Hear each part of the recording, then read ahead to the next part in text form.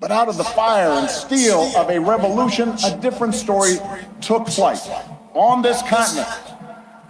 A declaration that we are all created equal, endowed by our Creator with certain unalienable rights, and that in the newly independent United States, there will be no kings or lords, no serfs or subjects, but only citizens, each of us free to pursue our own version of happiness and able to determine our collective fate through an elected representative government. It had not been done.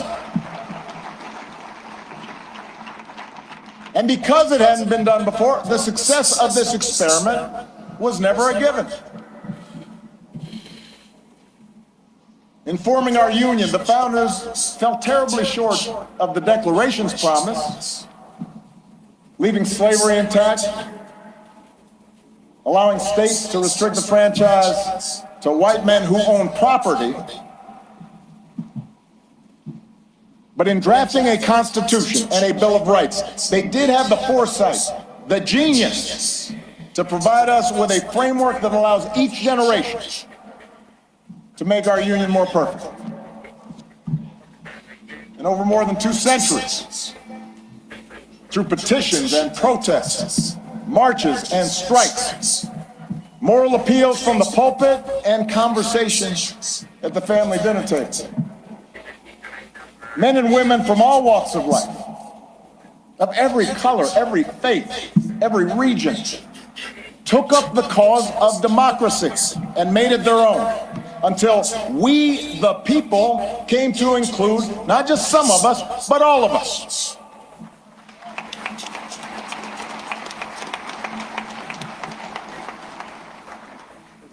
And that's why the story we tell in this building begins not with Michelle's origins or my origins, but with our nation's, with a founding era print of the Declaration of Independence, and a pen and ink stand used by Frederick Douglass, Lincoln's Bible, and a pamphlet by Ida B. Wells, suffragist buttons, and a hard hat worn by FDR's Labor Secretary, Francis Perkins.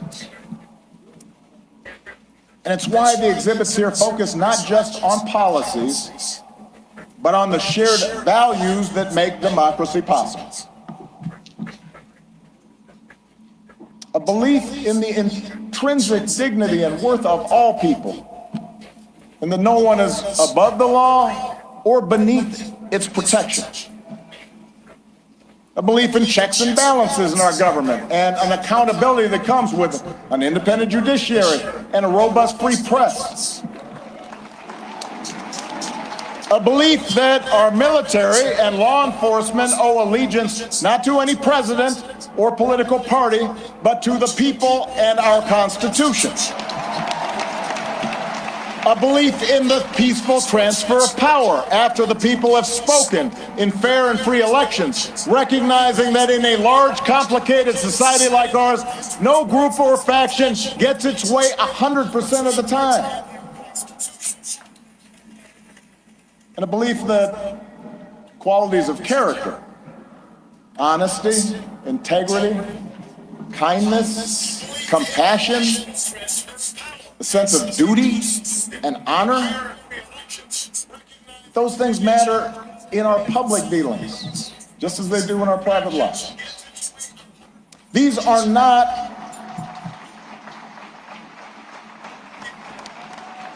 these are the values and traditions I believe in.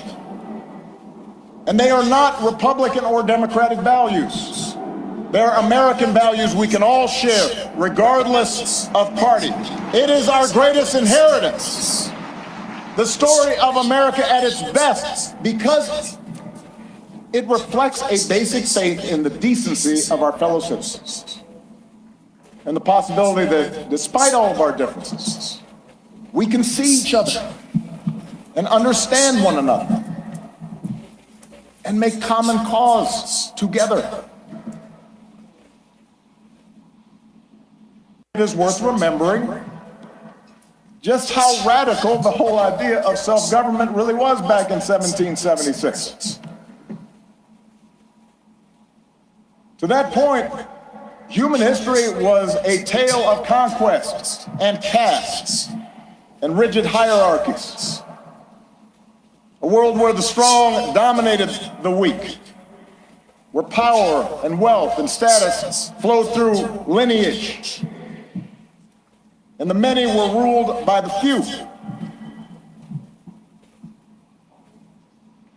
But out of the fire and steel of a revolution, a different story took flight on this continent.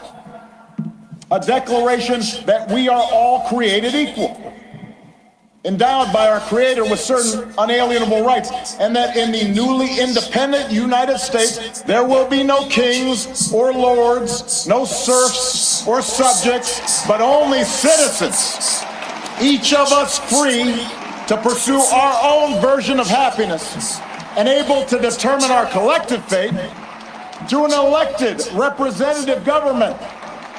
It had not been done. And because it hadn't been done before, the success of this experiment was never a given. In forming our union, the founders fell terribly short of the Declaration's promise, leaving slavery intact, allowing states to restrict the franchise to white men who own property. But in drafting a Constitution and a Bill of Rights, they did have the foresight, the genius, to provide us with a framework that allows each generation to make our union more perfect. And over more than 2 centuries, through petitions and protests, marches and strikes, moral appeals from the pulpit, and conversations at the family dinner table, men and women from all walks of life, of every color, every faith, every region, took up the cause of democracy and made it their own, until we, the people, came to include not just some of us, but all of us.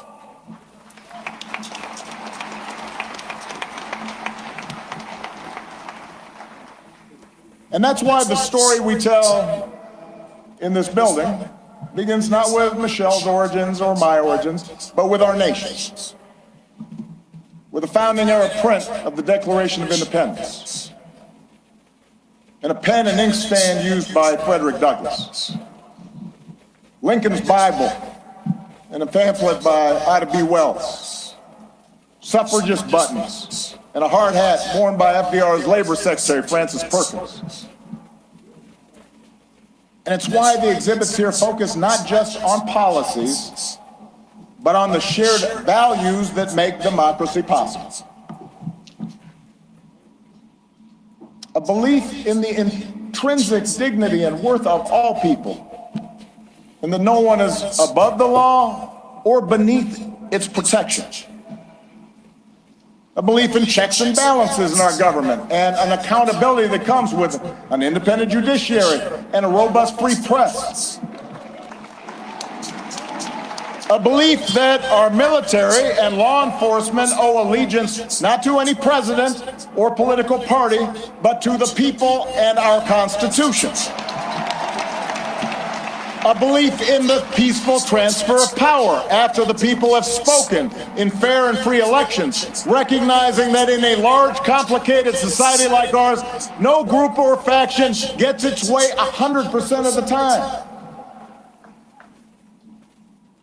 And a belief that qualities of character, honesty, integrity, kindness, compassion, a sense of duty, and honor, those things matter in our public dealings, just as they do in our private lives. These are not,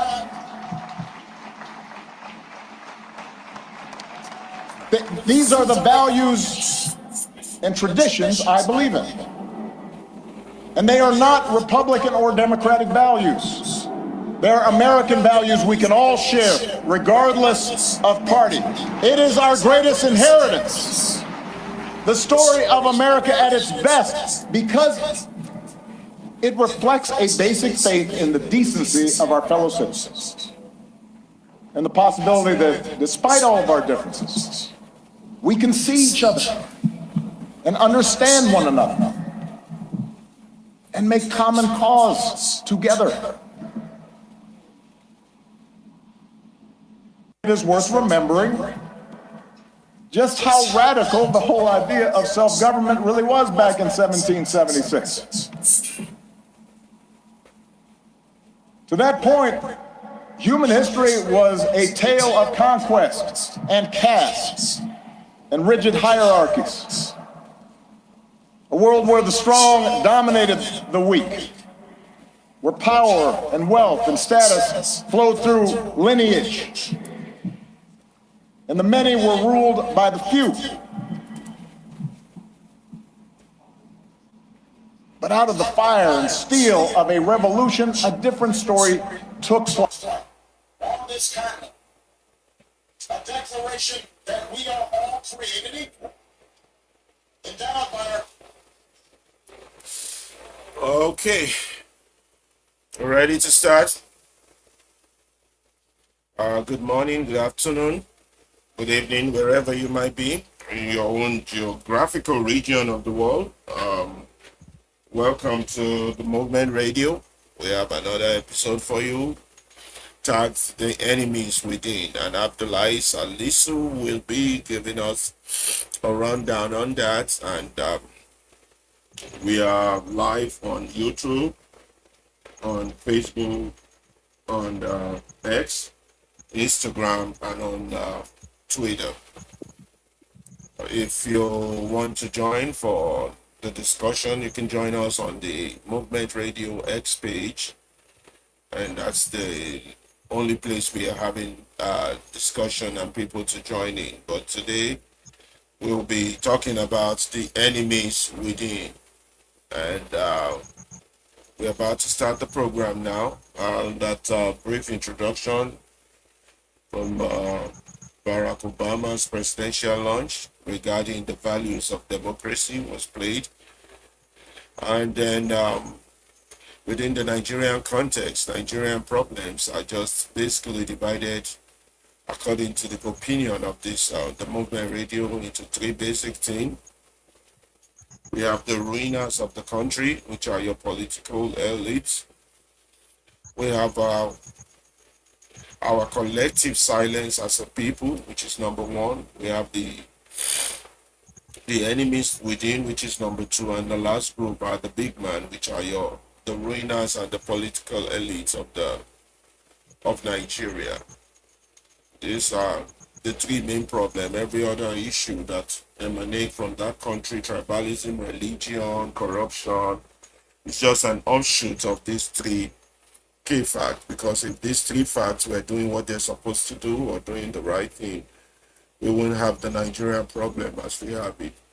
Our own mission and purpose is to use our medium to continue to educate Nigerians, inform them that there's a better option, that the option or the path being currently followed, and that as a people we can do better than this. We definitely can do better than this. This is why we bring you intermittently interesting opinions by Nigerians, their position, where they stand, and how we can move forward. Our basic objective is to reorientate minds and revolutionize the souls of Nigerians.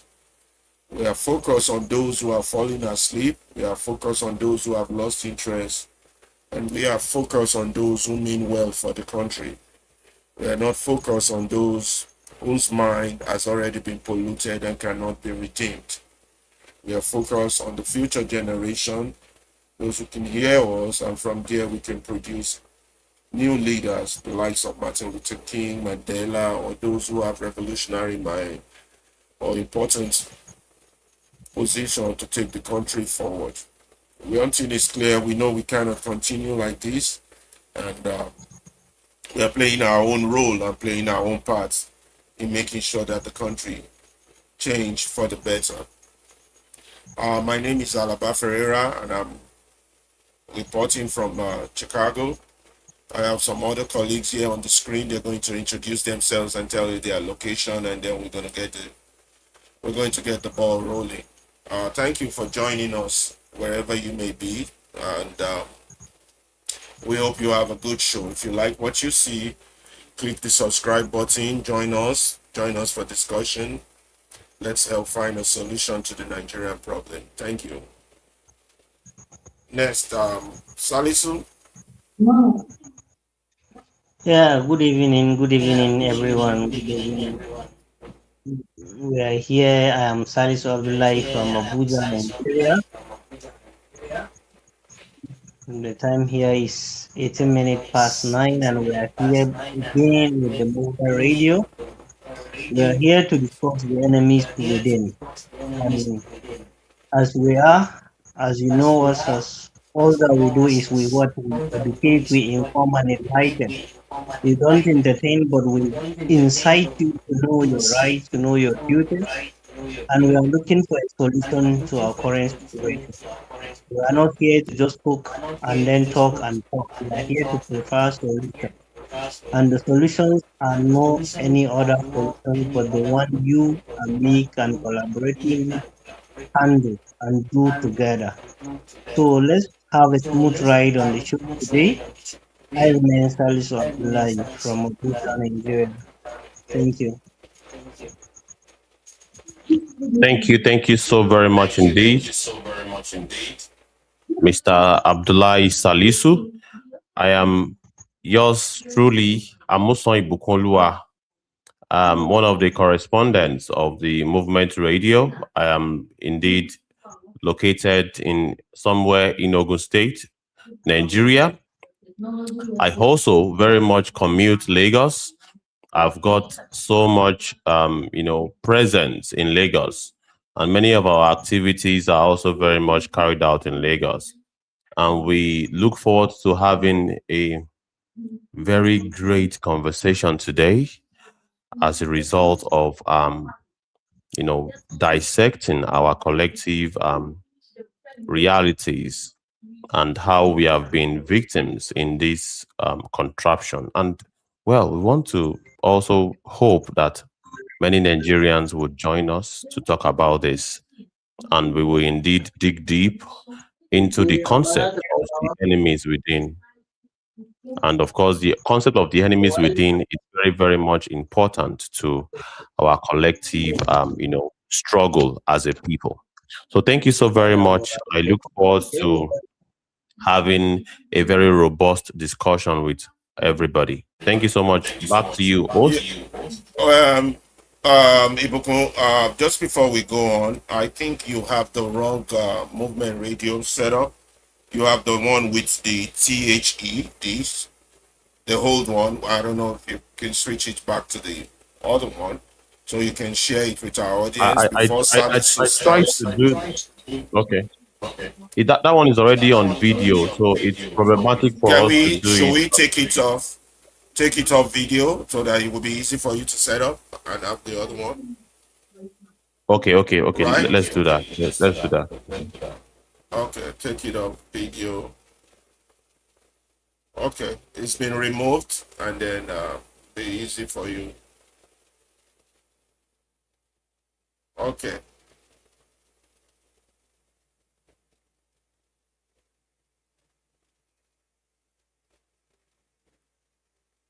So, Salisu, you want to start? You want me to put the article on the screen or the summary? We'll do the summary after you finish the entire article. I think you should read the entire article in detail first, since it's not that long. When you're ready, you let me know. You want me to put it on the screen or? Yes, put it on the screen, sir. Okay.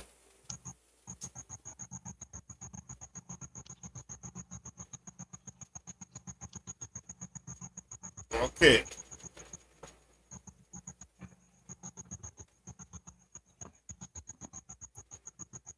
Yeah, there we have it. So you're ready to go. Ibukun, you have any other additional comment before we proceed? I think this is the summary that is showing.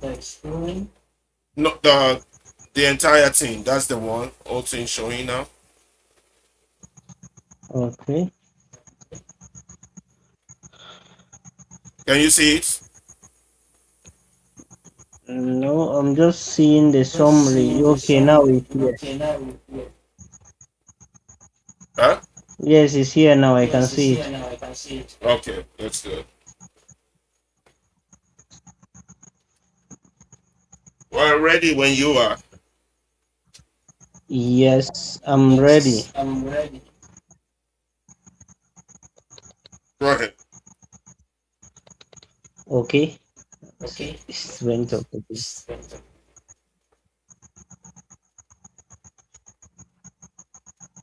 Uh,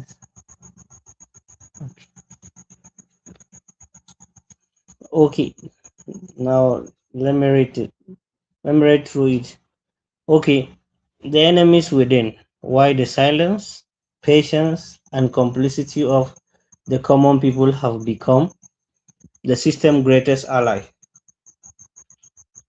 We have spent decades pointing fingers upward at the president, at the governors, at the National Assembly, who legislates first, that seems to legislate for itself before it legislates for anyone else. Sorry.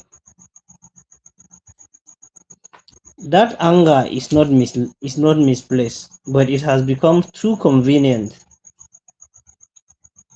because it lets us skip a very harder conversation. The failure at the top has survived for 65 years, not only because of what those in power have done, but because of what the rest of us have agreed and quietly and repeatedly not to do.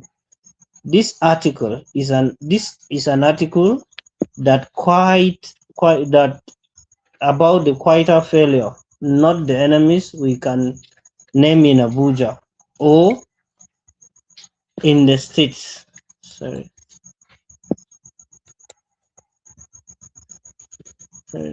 Or in a government house somewhere. But the enemies who sit beside us in a workshop, in a worship, who share our surname, who greet us in the market, and who have taught generations of Nigerians that the most spiritual, most respectful, most peaceful response to injustice is to wait. The theology of waiting. Faith did not fail Nigeria.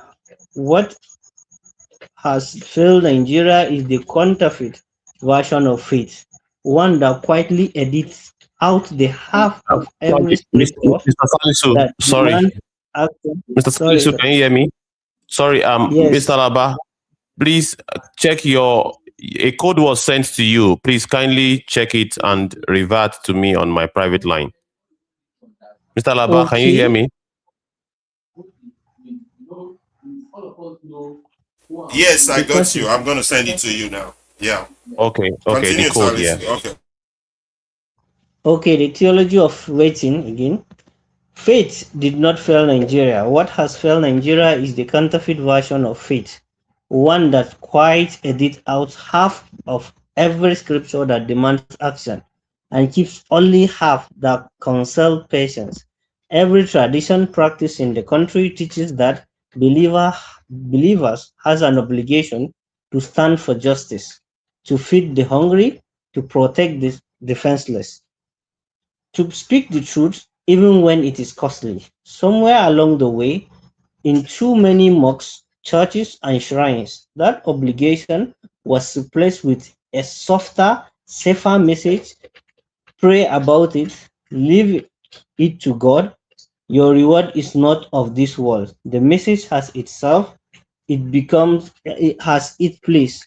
It becomes a lie the moment it is used to silence a citizen who could have voted, organized, or spoken, and choose instead of to fold their hands and call it fate.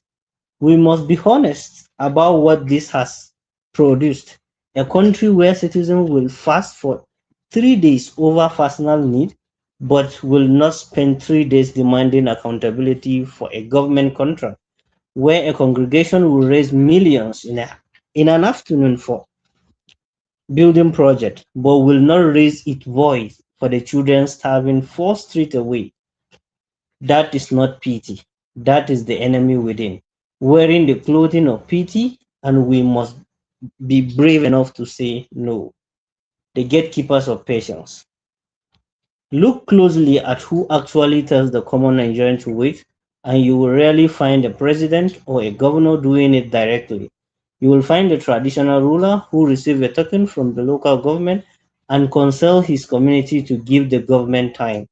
You will find a religious leader who receives gifts before every election season and preach loyalty to which candidate sends it. You will find the community elder in the family house meeting who shut down every young voice asking which harder question, which you are still young, you don't understand how things work. You will find we will find the uncle at the family gathering who tell you that getting involved in politics will only bring trouble to the family name. These are not abstract enemies. They are specific family rules that exist in every Nigerian community, and they perform a specific function. They absorb the anger of the common people before it can organize into anything that system will have to answer. They are, in effect, unpaid or sometimes quietly paid managers of public patients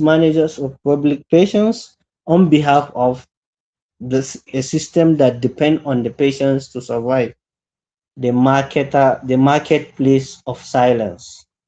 Nothing illustrates this better than what happens on election day itself. In 2023 general election, out of roughly 93 million registered voters, only about 25 million actually voted, a turnout of under 27%, the lowest in Nigerian democratic history and one of the lowest recorded in any other African continent, in the African country that year. The sorry, turnout has fallen in almost every election cycle since 2011, when it stood above 53%. This is not apathy in the way the word is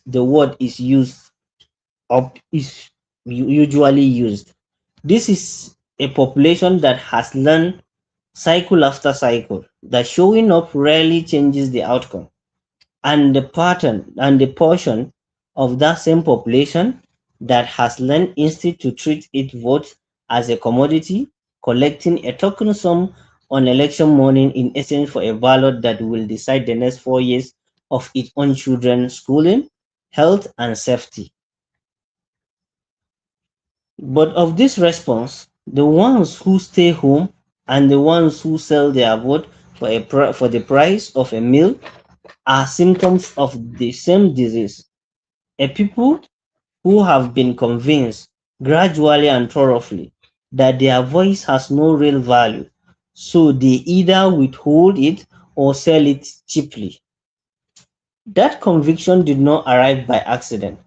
It was cultivated patiently by every gatekeeper described above over multiple generations. Silence. There is a comfortable might that keeps quiet, like keeping quiet is a safe. Neutral position, that person who says nothing at least cannot be blamed for the what happened next. This is a force, and it is one of the most dangerous ideas in Nigerian civic life today. Silence in the face of the documented worsening injustice is not neutrality. It is a vote cast for the system to continue exactly as it is. Every parent who tells a child no to get involved, every worshiper who redirects righteousness anger into private prayers alone, every citizen who knows the specific budget line that was diverted but say nothing for it or for fear of wahala is not standing outside the system's failure. They are one of its load bearing walls, reclaiming the space between prayers and protest. None of this is an argument against faith, patience, or wisdom. It is an argument against the misuse as an excuse of inaction. There is a space between blind rage and passive prayer that Nigerian civic culture has almost entirely abandoned. And it is exactly the space where real change is made. Organized, informed, sustained collective action. Voting and defending that vote, asking the uncomfortable question at the family meeting instead of accepting the silencing, refusing the token handed out on election morning, and asking the traditional ruler directly and respectfully, why is it not asking the same question upward that he asks obedience for downward? This is the harder revolution, not the one aimed at distant government house, but the one each of us must stage inside our own homes, mosques, church, and market stalls, against the quiet enemy that has convinced us that patience and prayers are substitute for participation rather than partner spirit. Conclusion: break the chain where you stand. The system at the top has been studied, documented, and condemned enough.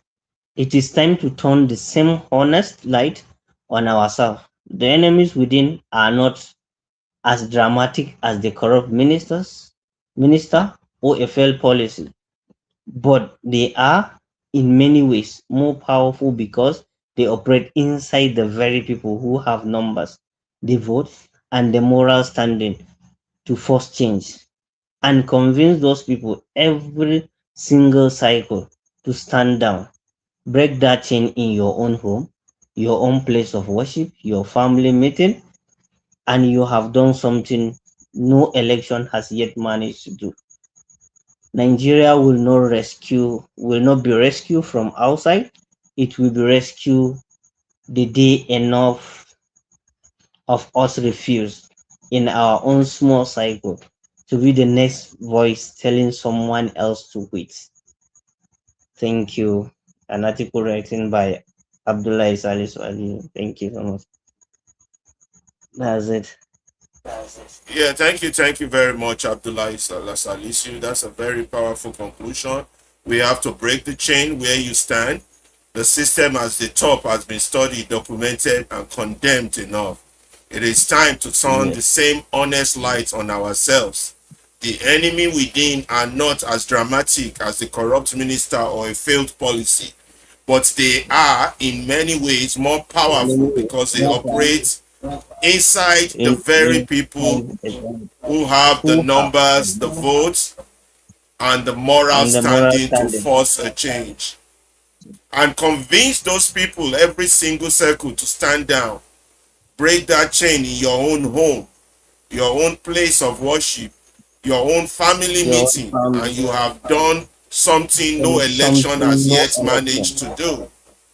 Nigeria will not be rescued from the outside. It will be rescued the day enough of us refuse in our own small circle to be the next voice. refuse in our own small circle. I can find it. Nigeria will not be rescued. It will be rescued the day enough of us in our own small circle to be the next voice telling someone else to wait. Thank you very much, Abdullah Salisu. I don't know if Ibukun will be doing the pidgin version for us, or should we drawing the mind map? Okay. Yes, so my people, make we Hold on follow now, our let me. Obudu Nigeria, speak the language where they understand. Where we understand though. Hold on, I'm setting it up, guys. Hold on. Hold on.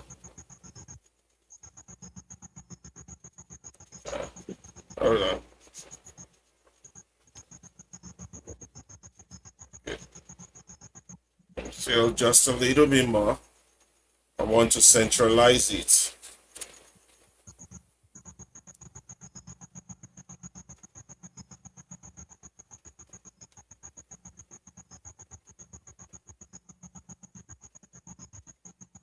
Okay. The enemies within, system's greatest ally. You ready for the pidgin version? Yes, I did ready. I did ready to indeed address our people on it. The enemies within, system's greatest ally. That is enemies where they inside the system. We be say na them na in they support the system to bring about all of the wahala where they happen to us as a people. And we don't break them down to so many different patterns. And one of it is problem. The problem policing upward. Please, can you zoom in, please? Can you zoom it a little bit in? Aha. It's too, yeah, I think it's okay like that. The problem pointing upwards versus quieter failure. That is the problem where they happen be saying when we are indeed having a failure that is staring at us in the face, but we are pointing to somewhere else. And number one is anger at leaders is valid. That is, as we verse for our leaders, is good like that. The next one is that, but it avoids a harder conversation because, but the thing be say, as we verse for this our leaders, some other things we will suppose get angry at them for. And of course, you have systems survives due to inaction. That is this wahala where would they go through? The system where they give us this wahala, they survive all of these things. What do they do? They continue because we know if we take action about it.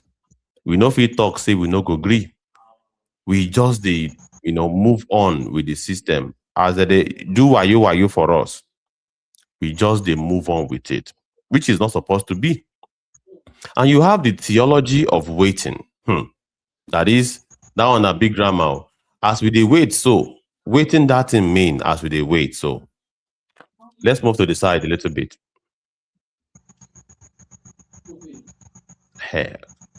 Counterfeit faith misrepresent scripture. That is faith wey be say no be original, no be ogbonge faith.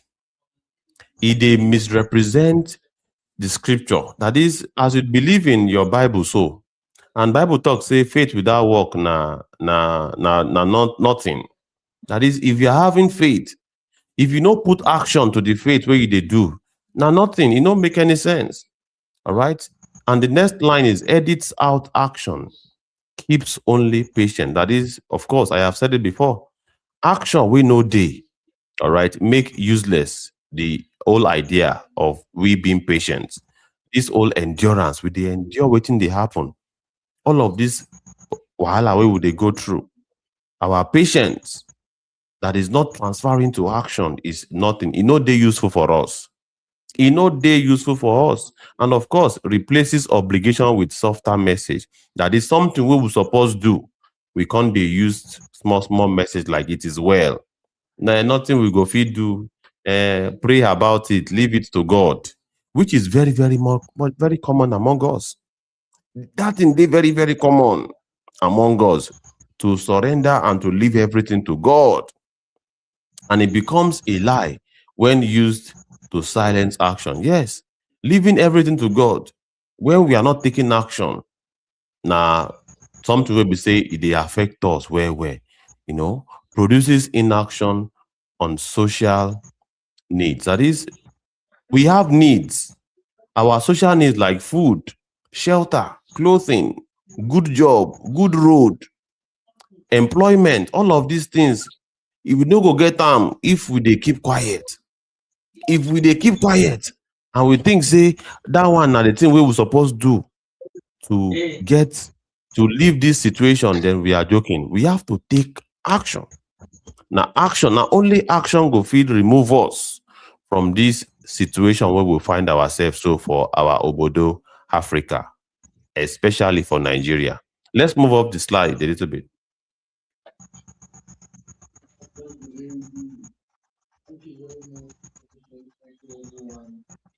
Then we'll move to the gatekeepers of patients. The gatekeepers. Some people, they in charge of this mumu patients. Where would they get? Some people, they gatekeep them. Some people now in they supervise us as we did get this kind of patients. Not leaders, but local influencers. Yes. The people where they lead and to supervise this our mumu patients, they are not the leaders where they for up. Now people where they within us, people where they for our street, people where they for our village, people where they for our area.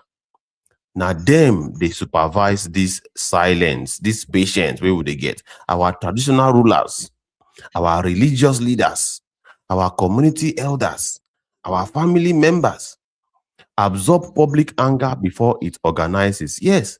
Now them go they tell you, say, no worry, me will leave everything to God. Your mother will be telling you that, no, why are you hungry? You don't have any power. Your elders for community will tell you, say, waiting they worry you. She not only you they go through this problem. She not only you they go through this problem. You have to forget about it. All right. And of course, your traditional rulers, your pastor will tell you, say, make we leave everything to God. Say God go handle them. Your traditional ruler will tell you, say, make we talk about how the oracle go fit help us with this problem. And the thing where they happen with that, they absorb our public anger before we go even organize, say, now the thing we're supposed to do be this to solve this our problem. Managers of public patients for the system. All of these people where I mentioned, so now them they manage the public anger. Now them they manage the public, patience. Now them they make us they cool down for the system. Make we know for go fight and demand for our rights. Make we know for tell the government, say we no go agree again. Now all these people where I mentioned, now them they in charge. Then we have the marketplace of silence. The marketplace of silence. If you can zoom that in a little bit. Then low voter turnout. Yes. Like 2023 election. They always talk for the other platform where would they always get ourselves involved. Say in the last election, based on the record of the people where they do record where they talk, say now one of the lowest turnout in our history for Obodo Nigeria be that, because the person where they talk say he win the election get 8 million votes out of the over 90 million people we get voters card. And of course, the total votes with the vote of person where they talk say win and the vote of others, if you add everything up, you no even reach 25 million. That means, say, people will participate for that election not even reach 30%. So there's low voter turnout. People no agree come out, come vote. Number two, be say vote selling for taking some. That is on they sell on our vote. On they sell on our vote. Them symptoms of a convinced populace. That is all of these things. He talk say on don't make up on our mind. Say all of these things where they happen, so on go participate for the impunity, for the wayo where they go on. On they liars with the politician by selling your votes to them and by not coming out to vote. Because many of we supposed come out, come vote for a candidate we supposed be the Ogbonge president. No come. Many of we supposed to come vote for person we go represent for our community. You know, come out to vote. And this is the real problem we will they deal with for our Obodo Nigeria. May we move on with the slide.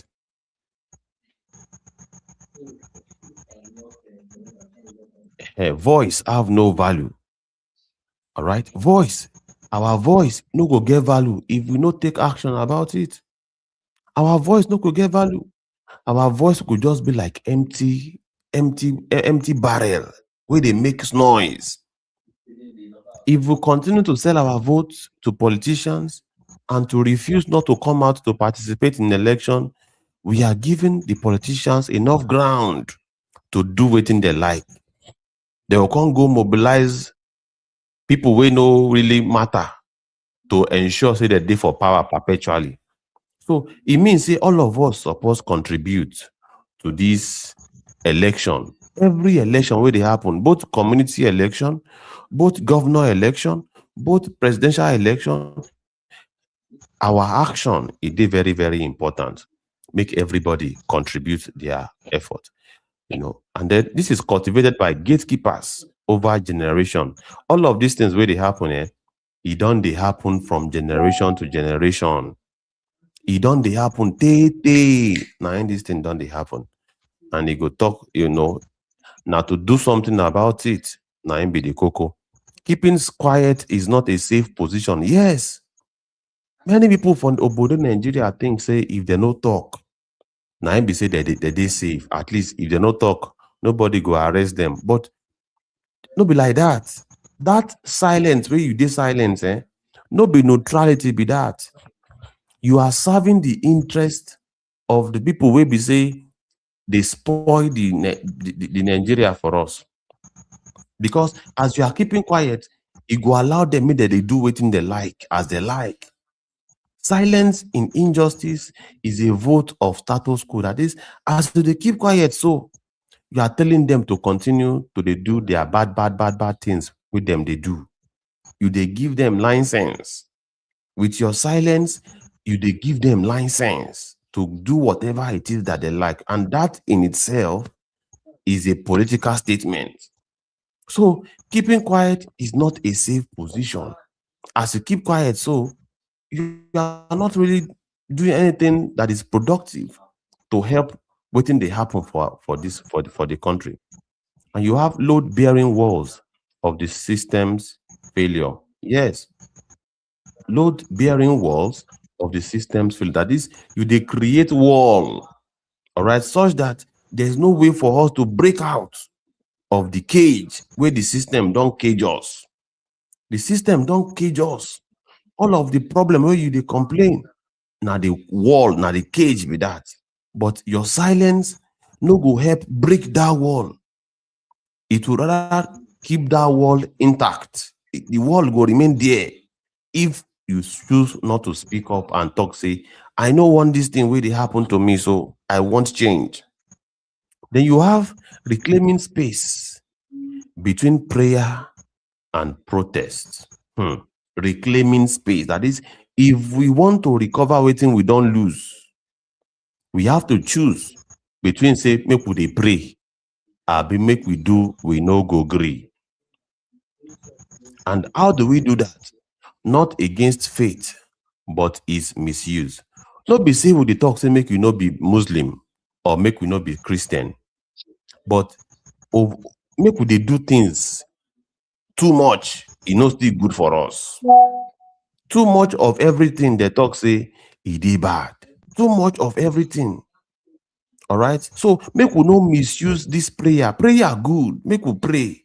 But make we can't turn prayer, make it no allow us do some other things we did necessary for us to do. Now in be the cup, now in be the real problem.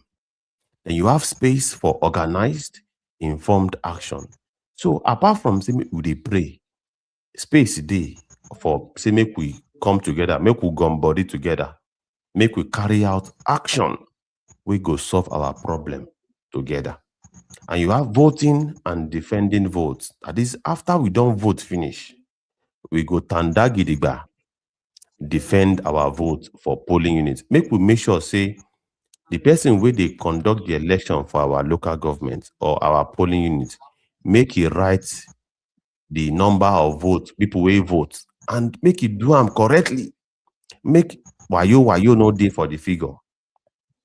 Then the next one say asking comfortable question or uncomfortable question. Make we get the boldness to ask, say, why this thing be like this? Why this thing be like this? Why this thing be like this? Now boldness, now be that to ask uncomfortable question. Like why be say there's so much, like the one where they happen for President Tinubu government, where they give fake agency. The uncomfortable question now to ask President Tinubu say, why fake agency dey for your government? Now, uncomfortable question be that. Then refusing tokens, demanding accountability. That is, make we reject, make anybody they bribe us, make we ask for accountability. Make you give account of how you take spend our money. Make you give account how you take give this contract to this contractor. That is accountability. Revolution within homes and communities. That is, yes. Revolution not be say it must to be nationwide. Even in our homes. Waiting be revolution. Revolution are change. We have to change how we they do things for our house, for our homes, for everywhere we will meet ourselves, for our community. Make we change our pattern. Now the thing where revolution mean be that. Then make we move to the next slide. The next slide is the chain. Break the chain. The chain we dey our hand, we tie us together. We no make us act. We no make us take action. We must to break that chain. The chain where they keep us underground. The chain where they keep us without taking action of waiting they do us for our society. We have to break that chain and turn light on ourselves, not just leaders. We have to look within us because now from us, now in the leaders they come. Now from us, now in people they say they want to become leaders. So we have to look within us. We have to look within us. Enemies within operate inside the people. We have to identify people where they discourage us. People where they discourage us for inside our community. People where they tell us, say, make we no talk, make we no speak up. For inside our society, we have to identify them and we have to pick them out. Convince people to stand down. Yes, we have to convince people, say, make them agree. Anything where anybody want to affect us, that will affect us, that will not allow us to have access to the dividends of good governance, make we no agree until we have the dividends of good governance for all our areas. Then break the chain in your own circle. Break the chain in your own circle. That is for your own domot where you dey. That your face me, I face you where you dey. Make you no allow make anybody cheat you. Make you no allow make your fellow neighbor make you do waiting no good. You have to stand for it and say, no, this thing we don't like them. This thing not be the something we will want for this our domot, for this our street. We no want this kind of thing make it day for this street. Make you stand your ground and break the chain in your own circle. Yes. Make the sabi you say you be coconut head. Say you know they agree. Make them know say you no go follow anybody do bad things for your area. And of course, Nigeria rescued by collective refusal to wait. That is the only way we will feel escape this thing where they happen to us.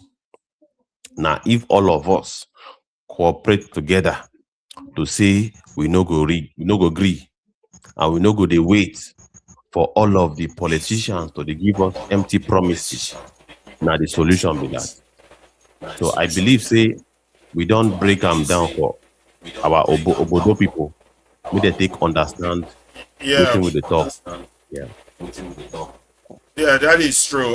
Before each of us comment, I want us to adjust our link. For example, the link that we want people to join us, we ourselves should be able to go in there. I was searching for it, I couldn't go in. So that then they will have people spread across the other links that were other open. We could need to redirect them to the right link so they can join us. But first, the three of us first of all have to get into that link. So before we start our own, because each of us going to discuss what does the word enemy within mean to us, who are the enemy within, who are the enemies that are known, who are the enemies that are unknown that are within.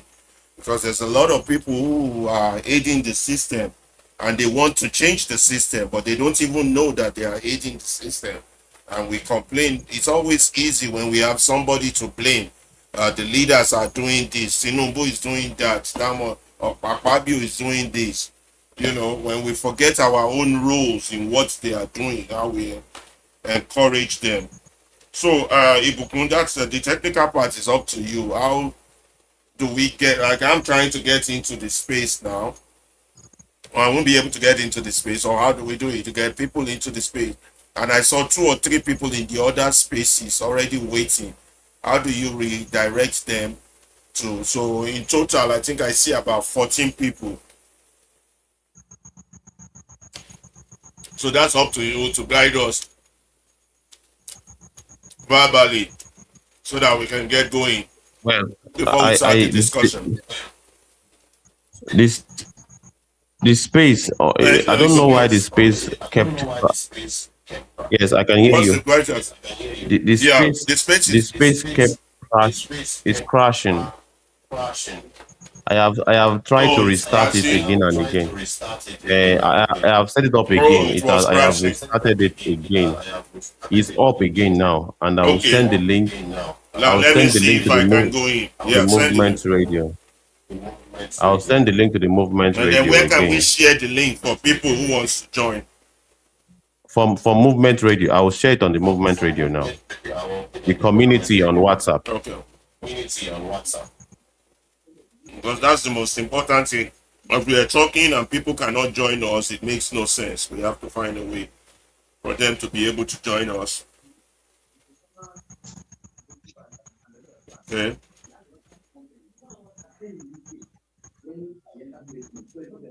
I have sent the link on the movement radio community. The last link is what they will use. Yeah, I'm to join. trying to join in. So if I look through the list of space operating right now, would I see it? Yes, I'm on look my through X it. now. I'm looking through the Yes, list. look through it. You should see it now. I see the 2 red one, the video one. That's not the one we are looking for. It should be Yes, blue, that's not the right? one that you're looking for. Is it? Let me put it on the screen. Okay, I seen it. I click on it. Okay, let me see. Then I join as a speaker. Accept. Okay. Did he accept me? Then is it possible you can share that on the screen? So, or it's not possible? Yes, yeah, it's possible. Let me I'm try sharing it on the again. screen I now. join again. Okay. Let's see, it's green. This is how we gotta guide people to it because people are spread all across and okay. Yeah, it's Join. you seem to have left Accept again. speaker. Okay, I've joined again. So Salisu, can you It's on also the join? screen. And you? Then we have to be careful with the problem of echo. And then tell the other people in the other pages if you can redirect them. Well, they can hear us. You just guide them through so they can join. And then we Yeah, just have please. to worry about echoing the voice. Just direct them. We'll wait for, we give that like about 2 or 3 minutes. Maybe meanwhile, we'll play a little music while we're doing that, right? If the music plays. All right. Okay, yeah. To give us about 3 to 5 minutes to do that. So people can join because they're spread all across and I don't think they got it. We're not directing them right. That's our fault. Can any of you hear the music or it's just me that's hearing it? No, I can Yeah, hear I can hear it from my Can you hear head. the Yes, music? Okay. yes, I can. So I need to stop the music so you can direct them, right? Ibuku, you need time to direct them, right? The other Okay, space Ibuku, I've go shut ahead so down. you can guide people. Eh? Please. Okay, well, I have I think we have 14 of our people on the video section, right? All over, I think. I don't know. I just saw 14 here, so So they must be in the wrong page. we just want to So guide they them can to join look for the for, discussion. if they check on X, they will see it, just as you have located it, it's easy for them also to locate it from the, or they can check the movement From the radio X. community for the league, for the Okay, link let me that see if I directly. can share that screen. What X login.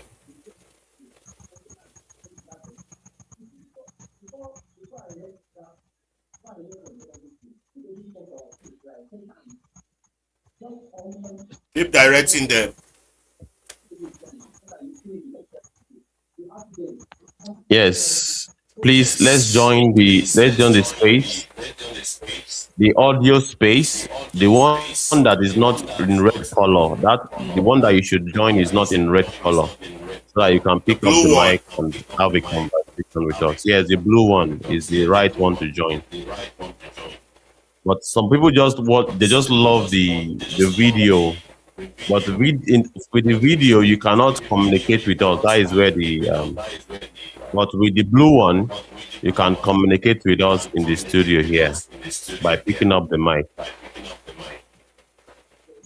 So please, to all our audience, please go check out the audio version of this broadcast so that you can communicate with us if you can. And of course, to as many as those in our community on WhatsApp, they can use the link directly. It will take them to the audio section of this broadcast on X.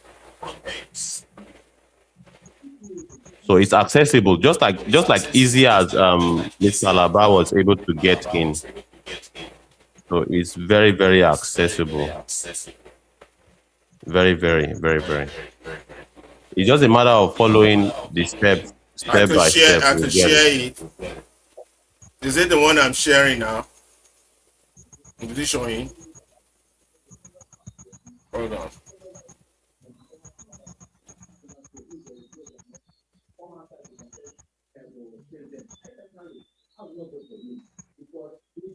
Okay.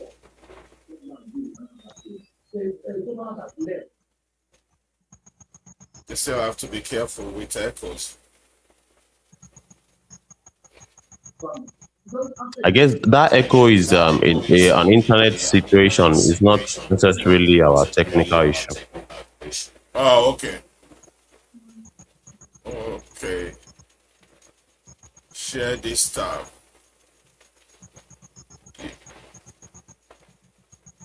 I don't know if I'm sharing the right tab, but let's see what you all got.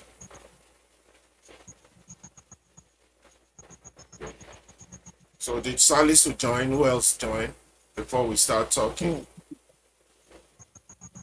Salisu, have you joined? If I joined, I think it's going to. Oh, it's going to knock you out. Connection. Don't join then. Don't join. Yeah. Yeah, it's going to knock you out. It's going to. It might kick But you out. So for us in the Yeah, that's studio, we because I can't have join two because phones. it will be knocked out. Yes, because you have multiple devices. That's why you are able Multiple to join. phone. Okay, that's why I'm able to do it with Yes. the other line. Okay, that makes And of sense. course, that could also be a challenge for as many as those that want to see the video, and also, so they have to choose one of the world. They can't be in both sides Yeah. of the world at the same time. Oh, I see what you mean. Yeah, They that cannot is be on the just it. video section and then be on the discussion section. Oh, They will have to choose one. Unless they have two devices or multiple devices. That is the only reason why they are able to. is the other show you started still on? Yes, it's still on, but I just have to leave them and run Yeah, here. when you go do that, let them know that we are on here. Then me and Salisu will have our own say on Okay, who are well, the enemies okay. within. While we're doing that, should take Let me us go about make 10 that or now. 15 minutes. Yeah. And Let then me. Okay. All right. All right. okay. Do Salisu want to go first on who are your own apart from the fact that you wrote the article very good and detailed, you know, in a contextualized person, who can you list as enemies within? I have my own perspective, or do you want me to go first? Yes, you can go first, so maybe I will come Okay. second. Yeah. For me personally, I've always seen all all of Nigerians as the enemy within. Apart not the politicians, not the ruiners, the regular Nigerians, the good guy.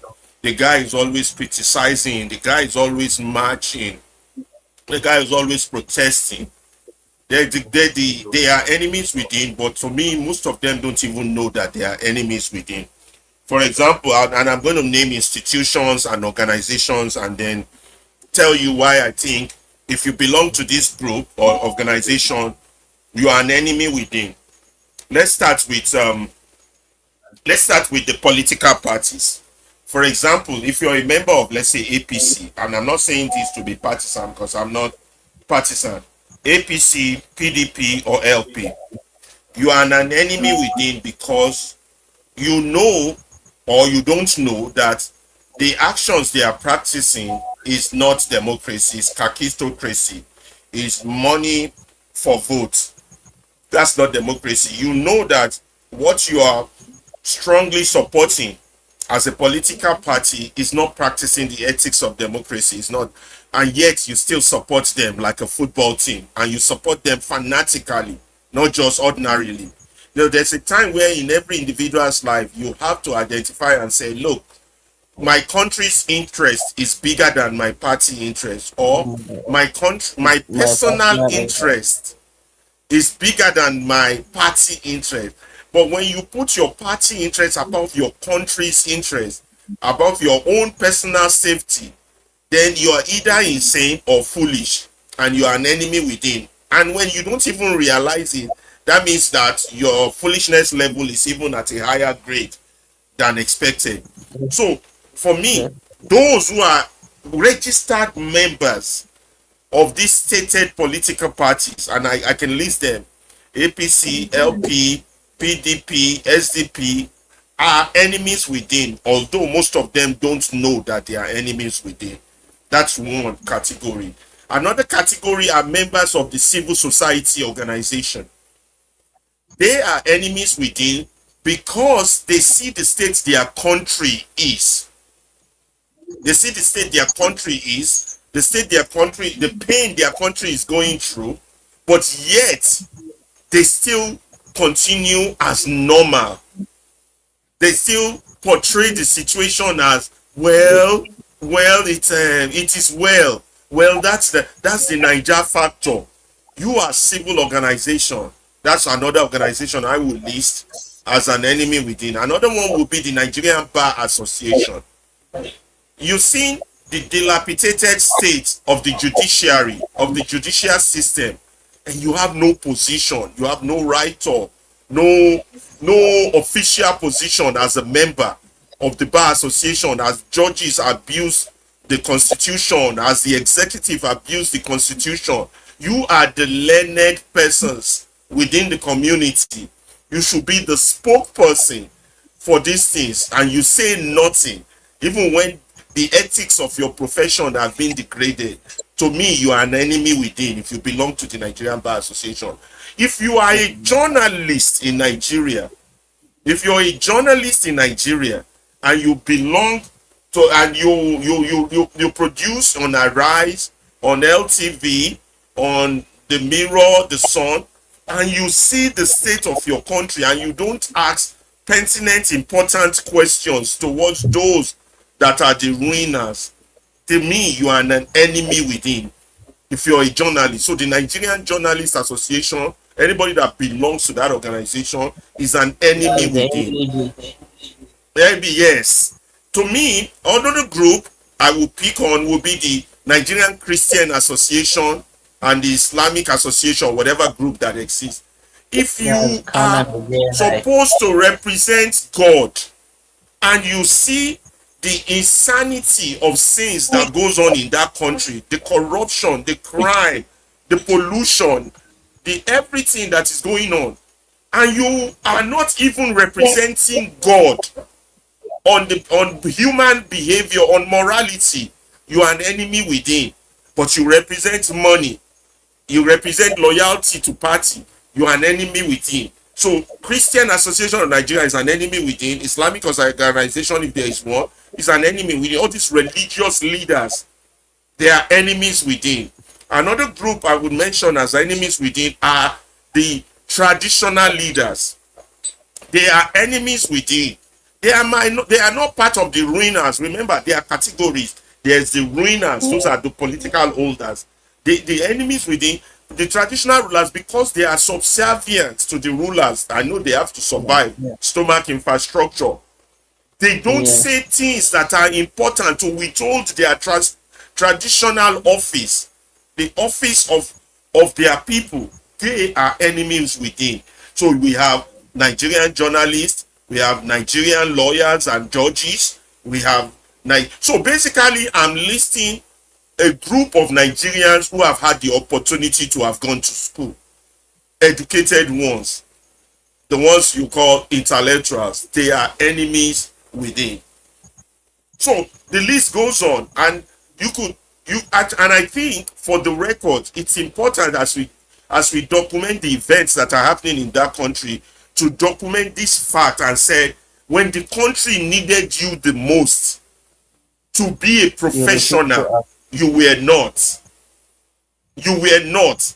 The Nigerian Nurses Association, they are enemies within. The Nigerian Medical Association, they are enemies within. All this professional organization that has failed in their duty to stand for themselves or their country, then that takes us to the academia. Those ones are even the worst among enemies within, because they are not just the custodians of our current event, they are the custodians of our future. They have to teach our children, those in academics, but they are the same ones that are rigging elections for those who did not go to school. You can see how pathetic that is. So you can imagine what kind of future generation, you can imagine what kind of future generation they are raising, who will be, what the next 50 years is going to look like. When you're raising criminals, I understand the environment has subjected them to the state they are in, but there is something called a code of ethics that every profession holds on to. And if you ever read the book by on tyranny by Snyder, he says that professionals are the last wall towards tyranny. For example, if you're a judge and you're giving a judgment saying your hands are tied, you have brought down the walls that's supposed to defend the people against tyranny. If you're a journalist and you are afraid to ask tough questions, because your hands are tied, you have brought down the walls that will protect your people against tyranny.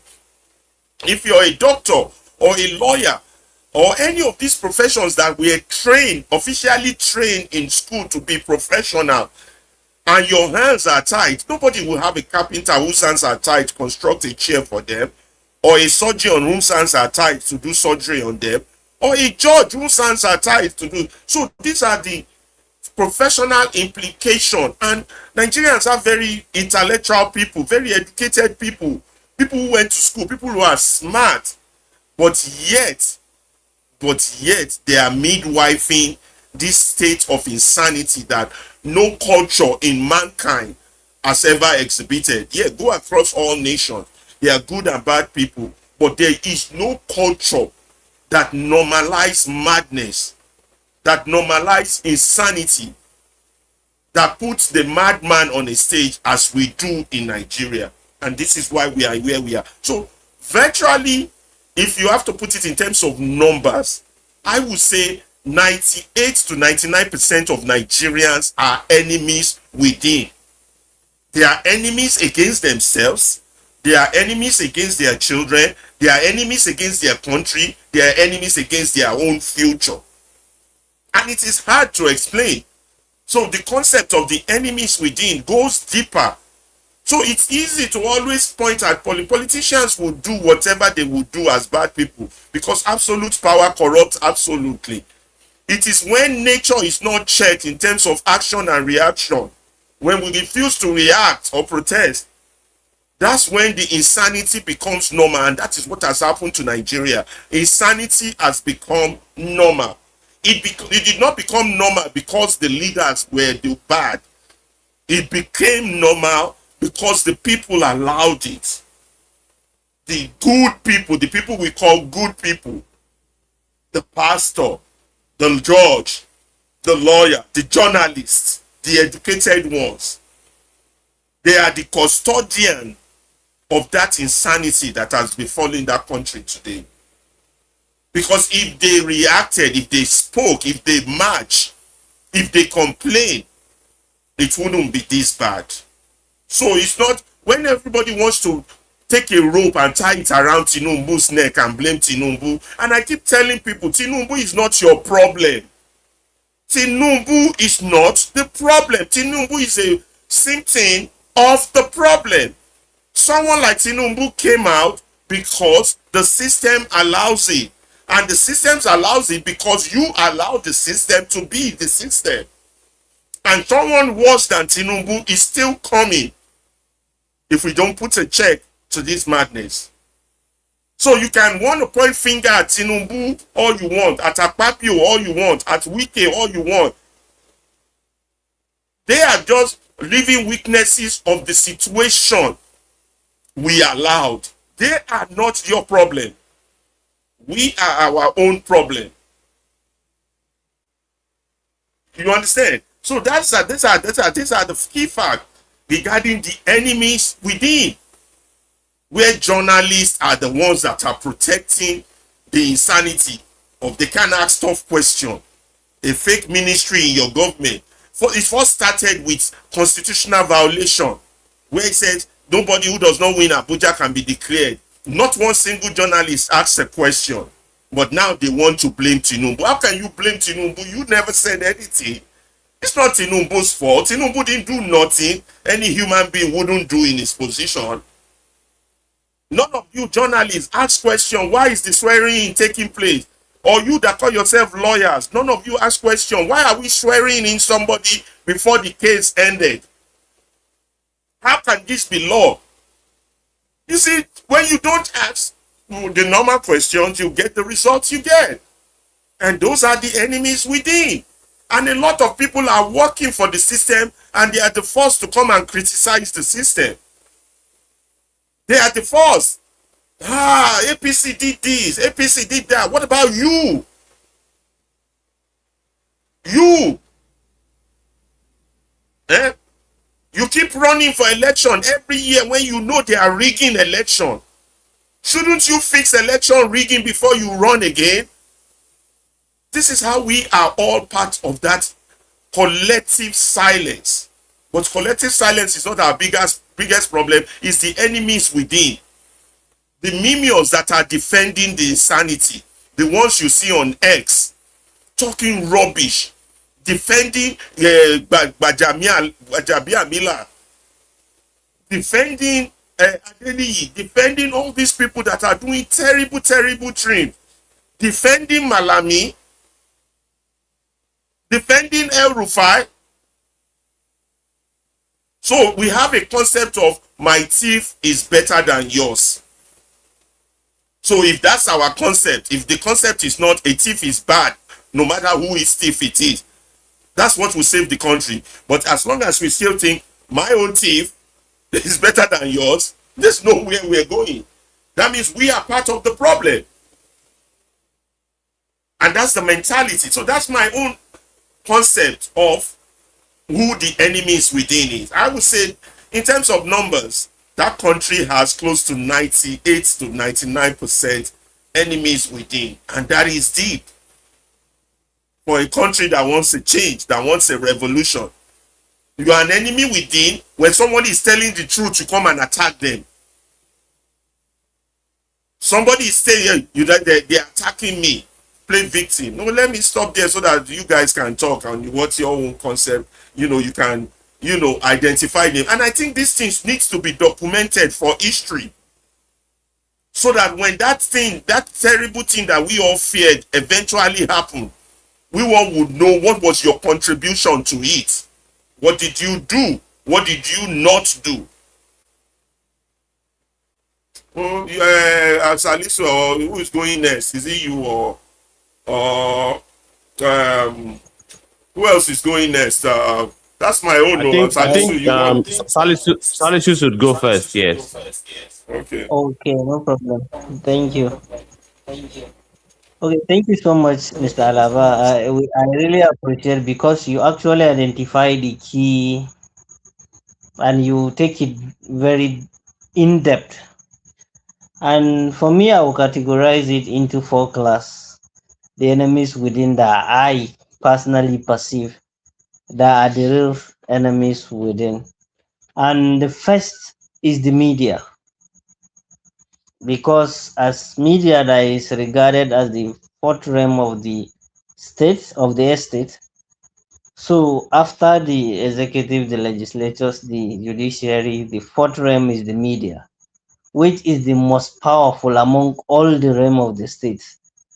Because the media, as someone who have like the knowledge of the media, which we called the culture industry, that's who what, because even the family itself in the modern era that we are, the media give more than 60% of the training that the people are getting, even more than the family institution itself. So the media is the first and the biggest enemy within that all of us are working with. Is either you are battling with the traditional media, which include the radio, the TV, the newspaper that you are reading, or the social media that you go on. That's all our media and all our what are creating culture. And that those are the things that drive us to where we are today.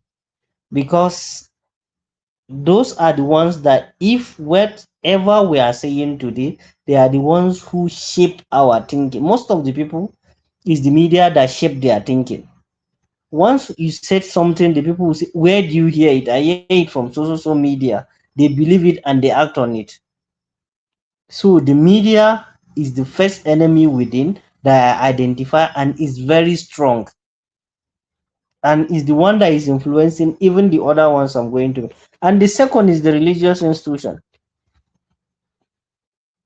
Is the second biggest enemy within. Because the religious institution itself refused to tell us, okay, that you teach us morality.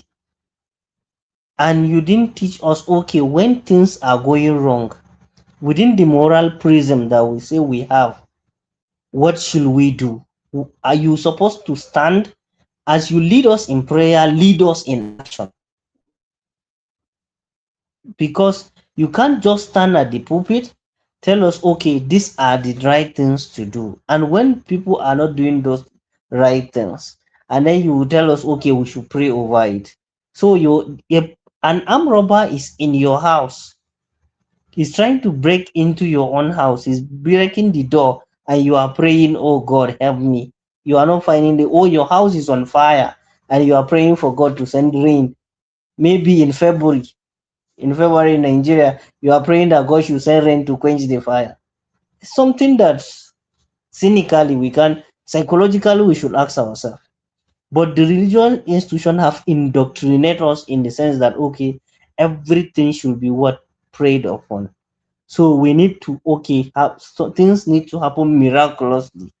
That's why even if you look at the prayers, the preaching in the mosques and the church, in all the religious institutions are teaching us to be less radical, we should just be conservative to what they are teaching us. Don't go against what they are telling you. If you go against it, so you are a deviant. You are someone who is like behaving outside the teaching of the religion. And then The next one is the traditional institution, which work hand in hand with the religious. Because in the north, if you see any mosque that is more than 20 years now or 30 years, is what is the traditional institution that sets the mosque. The same thing, the church that has been in existence for more than 30 years in any way in Nigeria is the traditional institution that set it. And they work collaboratively. And they are what? They are representing the states. They are representing the state. So any pastor or anybody that they know that is not going to continue preaching the gospel of the so-called reigning class will not be in that position. So the traditional is, even as they are losing their value, and them too, they don't know, because many of them think that okay, this thing that they are doing, the ones they are accumulating is what will give them protection. They don't have protection, because they are making themselves more vulnerable, because many of them have lost connection, because both the religious and the traditional institution have lost connection to the spiritual realm. That's why I'm someone who believes highly in spirituality than religiosity. So that's my own perspective. So both the traditional and the religious institution have lost connection to spirituality, because they don't listen to what their ancestors and what the gospel they are preaching is telling them, because it's made like they are just their tongue is saying different thing, and their mind and their soul, their body is acting differently. Because you are fighting between the truth and the lie. You are saying the truth, you are acting the lie. So that's what is happening. Then the fourth one is the family institution. The media, the religious institution, the traditional, then the family institution itself. Because each and every one of us is a product of a family. And in our family, they keep telling you, even when your elder brother or sister or anybody is, they say is your brother, you should not rebel. It's your brother, you have to obey him. Your father is not doing the right thing, you cannot rebel. You have to obey him. So that absolute obedience and absolute loyalty, even at the time that things are going wrong, is what brought us to where we are today. And it starts with the family. So the enemies within, to me, the media, the religious institution, the traditional institution, and the family institution, if we can change the perspective from this, because the family is who give that person that is outside, that is keeping quiet and is just an onlooker, not an active member, a passive member of the society, is he started from his family. His father don't participate in anything politics. He don't participate in anything political discourse. All they do is he grew up seeing his father to just on the radio and listen to the radio, listen to the news, watch NTA, watch the TV. At the end of the day, read the newspaper and sat down with his friends and they discuss, they don't act. And him too, he imbibed that culture. The only thing I see my father doing is what? Listen to the news, see everything that is happening and keep quiet. After discussing with friends, they can't take action. So me too, I continue with that same culture. Because he said, the pastor said that the imam says that we should not act. Or if you act, maybe the traditional leader will report you to the police and the police will take you up from there. So all those things are things that, because it started from our family to our traditional institutions to our religious institutions, then it gets to the media, because the media mode, it has a very deep effect on us. Because if you look at more than 90% of us, our dressing is the product of the media. Our way of doing things is a product of, because I saw it is done this way. And who portray it to you? The media. Many of us have not traveled to anywhere, but we are mimicking others. Many of us have no connection with anybody, but the media brought that person to us.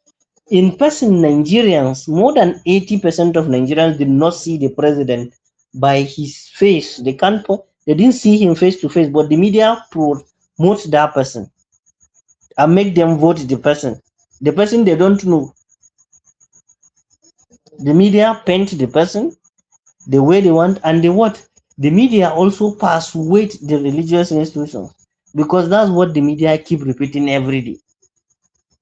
Then the religious institution believe that, okay, the media is an agent of the truth, which in a real sense, the media is not an agent of the truth. They are just telling you what they want you to hear and what they want you to believe.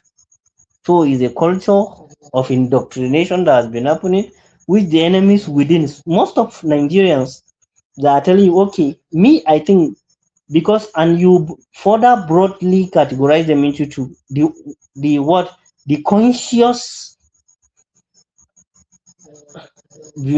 enemies within and the unconscious enemies within. These four are conscious enemies within, because all of them know what they are doing.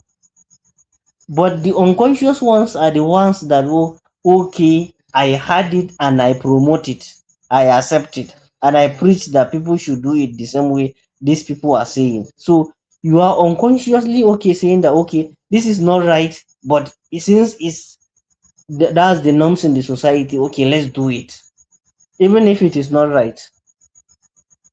So you are helping the what?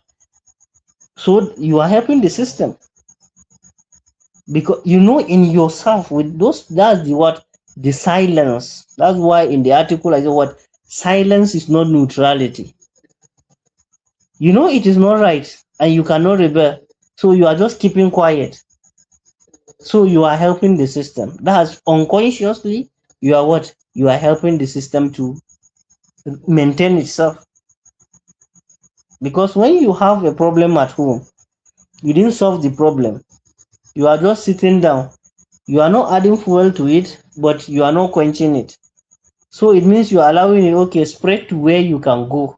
As far as I'm concerned, since you are not touching, even if you are touching me, I'll keep shifting. You know, we have, that's why the ruiners are doing what they are doing. They know that Nigerians, we can adjust at any moment. No matter how they push us, we'll break the wall and move to the next available space. That's how we keep breaking the wall. So maybe before we rebel back, till when we finish all the wall, we'll see the next thing, there is no wall to go to break and pass. Because if you have 15 naira, somebody will, you spend the 15 naira and sell your trouser and do the next thing. So that's our culture of what, always, no matter how they press us, instead of us to fight back, no, we'll break the wall and go to the next space. So that's, those people that are keeping silence are the ones that are the unconscious ones. That's why I said we have broadly conscious and the unconscious enemies within. The four are the what, the conscious enemies. That's the media, the religious institution, the traditional institution, and the family institution. While the unconscious ones are the silent Nigerians that they know things are not going right and they are doing nothing to it. So that's my take. Thank you so much.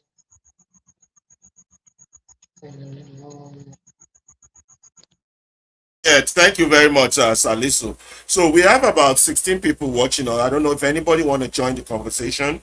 If they do, they have to join us on the Movement Radio on X.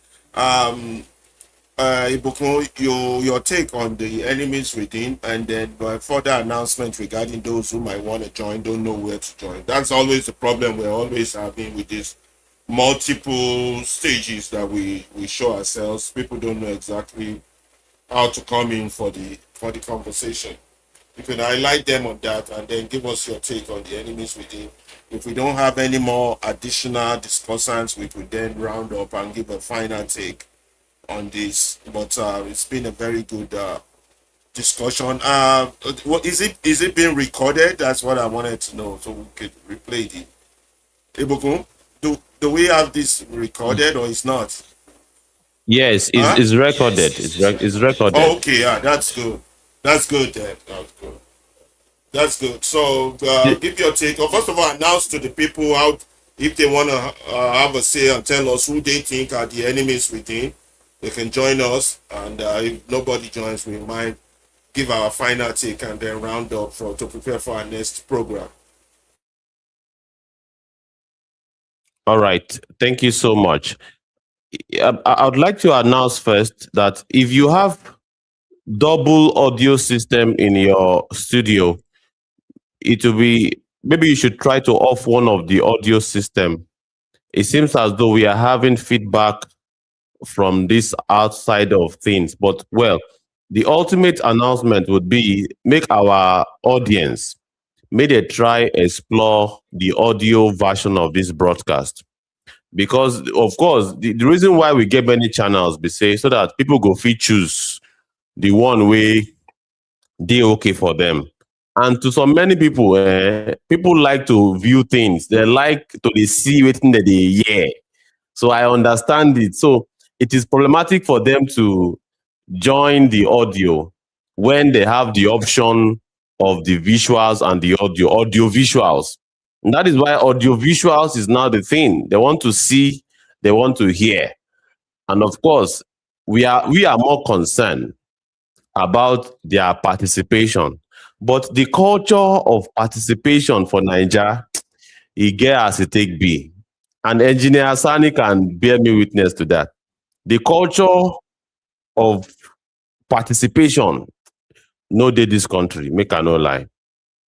And we must have that culture of participating, of speaking, of lending our voice to anything that is going on. We should speak, we should comment, we should participate in one way or the other. It's one of the culture we will supposed cultivate for this country.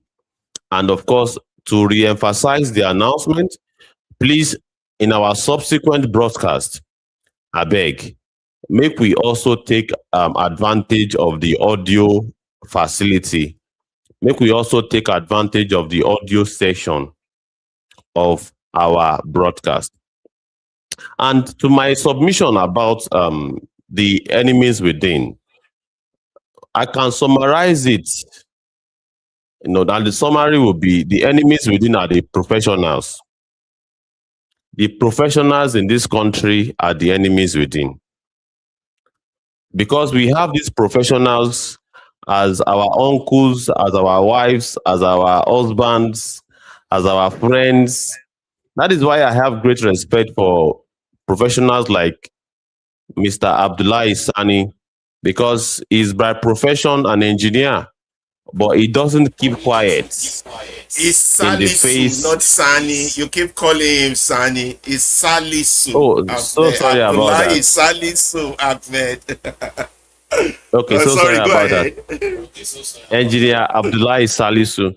So I believe is very much disciplined in a particular field of life, but he is indeed very much participating with, you know, the current ordeal of the people. So very, very important. So I respect professionals where they participate, where they identify with the people. But most of our professionals, despite being victim of the system, they have refused to speak out. And in many cases, they have even aided and abetted this current rotten system. They have, they have found a way to become one. For instance, there's a particular debate going on about a certain presidential candidate saying that he's going to pay 500,000 naira as minimum wage. I am not seeing Nigerian workers endorsing. I'm not seeing unions. We have unions of doctors. We have unions of journalists. We get unions of engineers. We also get unions of teachers. None of them is saying anything about it because they are afraid. They are afraid of what will happen to them if they decide to endorse, even if that candidate is talking about things that they will benefit from. So the Nigerian professionals are the enemies within. They are the ones doing the dirty job. for the politicians where they spoil this country. In fact, they are the ones that constitute the permanent secretaries we did for all of these our agencies. The permanent secretaries, the civil servants. They call them evil servants because there's nothing civil in what they are doing. They are the ones writing and, of course, doing the dirty job, cleaning the dirty job on behalf of the politicians. So the Nigerian politicians are the real culprits here. They are the ones that we can indeed call the enemies because they are the ones that associate with us, not the politicians. They are the ones that we see in our face me, I face you, because many face me, I face you people, civil servants, they live among them. You go see civil servants for your streets. Now them go, they even tell people for the street, say, I did for the ministry. Make them know they criticize them. It's not easy. And them go, they tell people, say, now because I know they see waiting with the face for office. Politicians, they try. Now don't know what they happen. They are the ones that are living in our area. Now them, they live for our community. Now them, they report the news. Now them, they treat us for hospital. So this is the real problem. The enemies within are the Nigerian, they are the professionals. Because as Mr. Alaba said, they are the ones who should call out the mess because they are professionals in the field. We have professors in this country where Sabi they can analyze in details everything they happen for this country. They are professors, but you would not see them become one of the panelists on Movement Radio. They will, even if you invite them, they don't go accept that invitation. And they have expertise. For instance, all of the fraud where they happen for Lagos now, professors we sabi waiting they happen.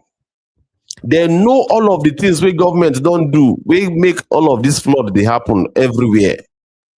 But if you invite them to come to a platform like Movement Radio, they don't go come.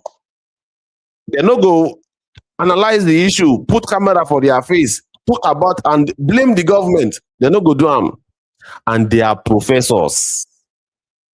They have written papers on flooding. They have written patencies.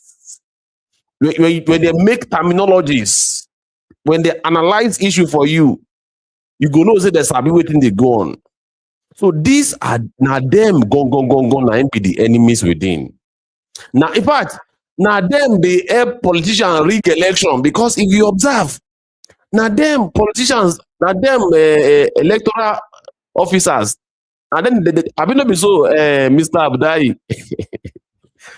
Now professors, now them they read the election figure for us now, not be so.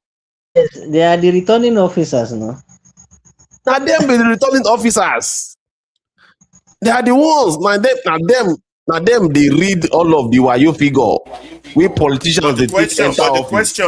The question is why do they do it? Is it survival, stomach infrastructure, lack of understanding of what their role should be in the society, as the guardrail, or the lack of understanding of their professional ethics, or just pure poverty, abject poverty, Omoju Rolari syndrome. There got to be something pushing them to do it.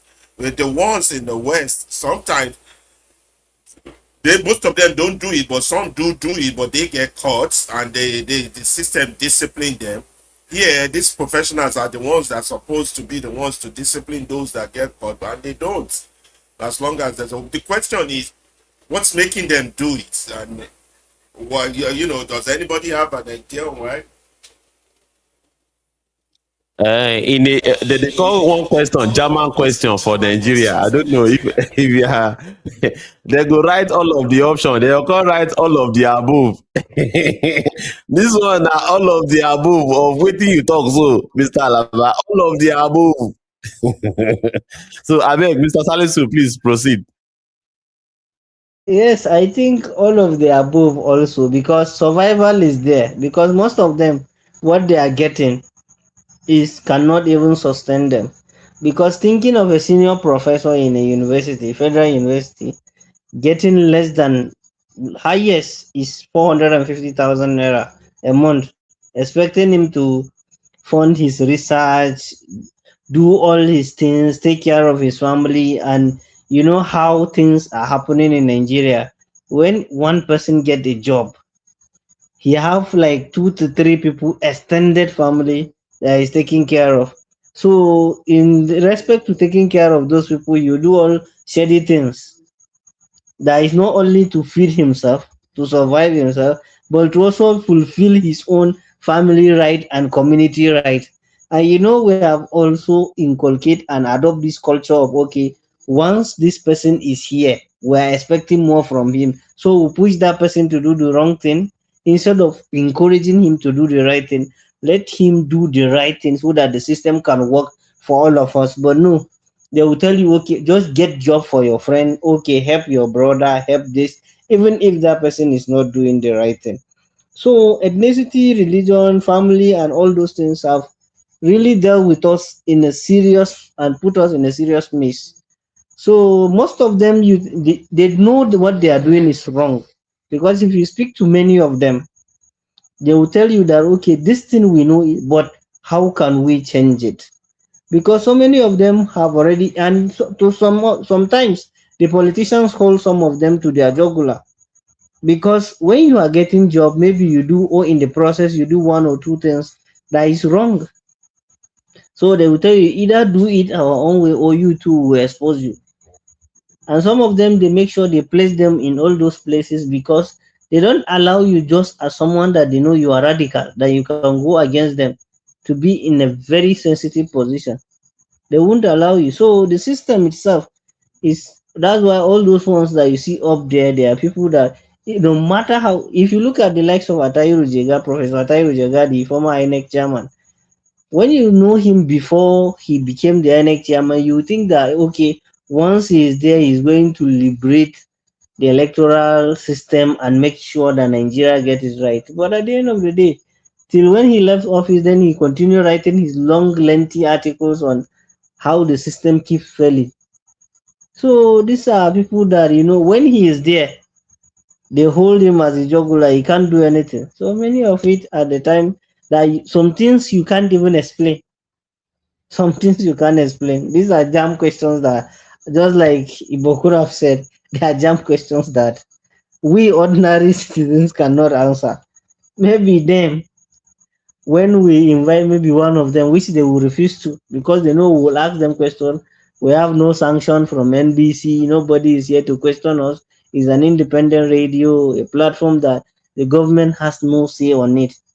They will say no. Those kind of media, they will make you say something that at the end of the day, you will lose your job.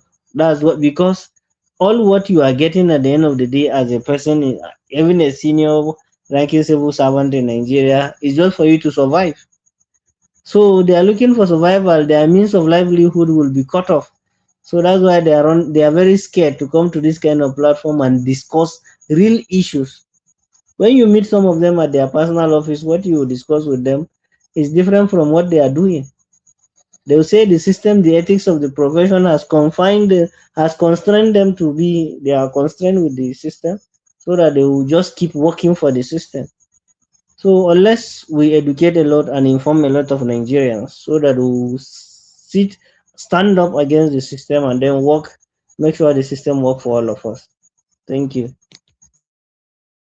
Yeah, thank you so much. So much. So I was just thinking as you were saying, like, are the most of some of them are conscious, some are unconscious, but I think they feel very happy or therapeutic for them when they are able to blame someone at the top. Oh, without mentioning their own role in helping the system. It's easy to, when you are able to blame someone.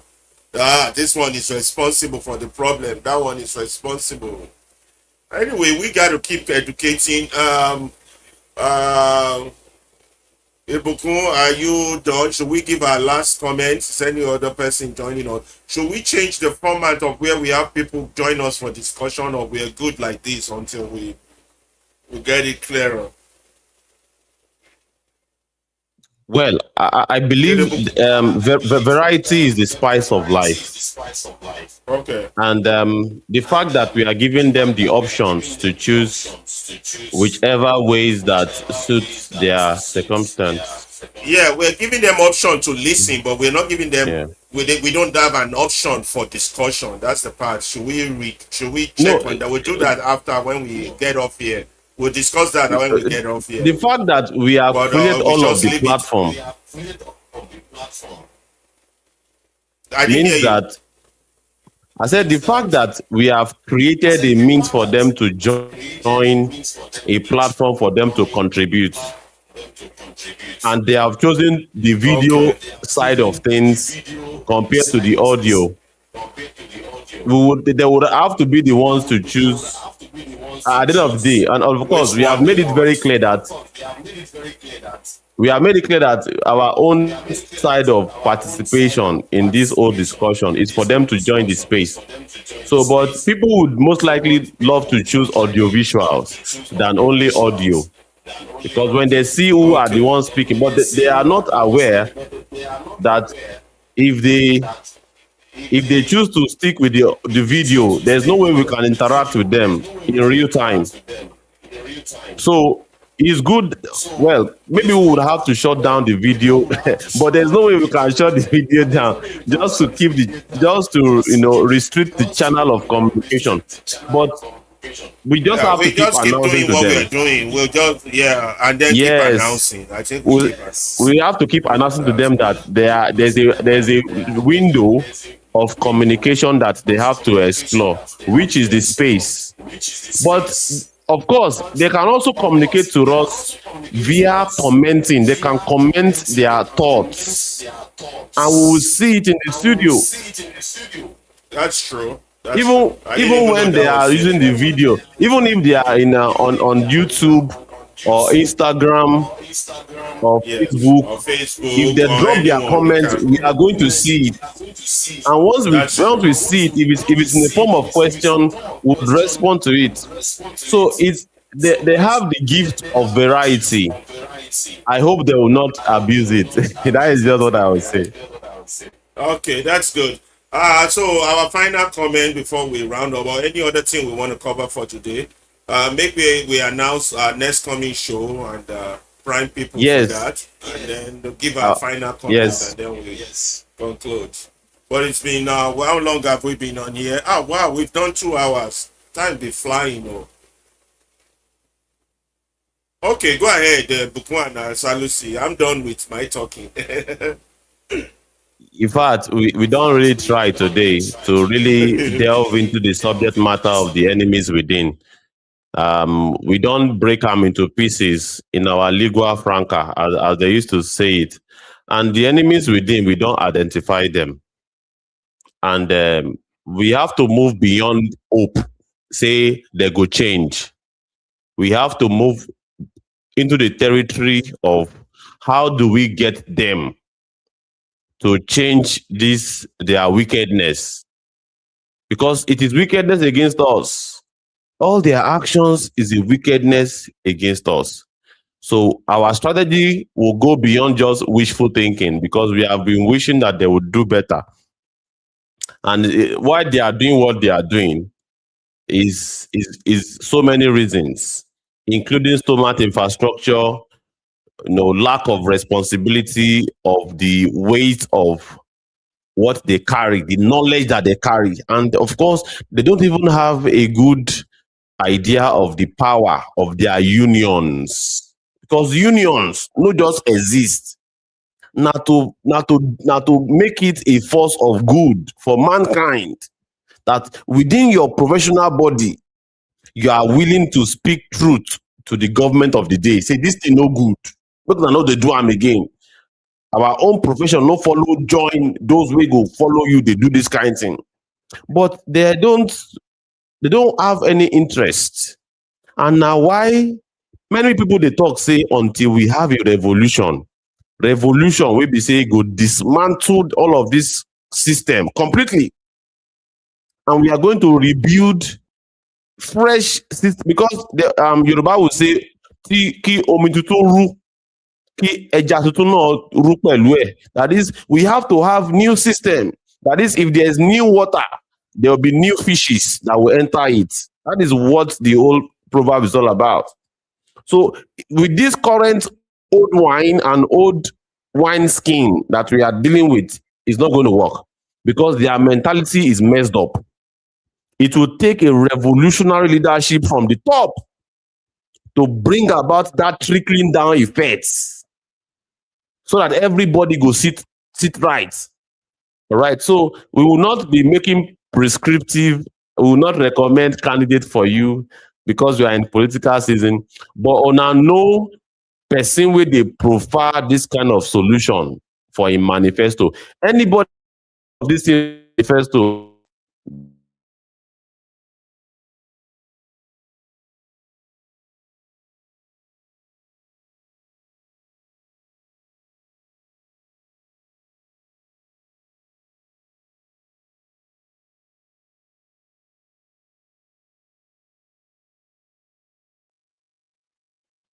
they will most likely keep having this mentality.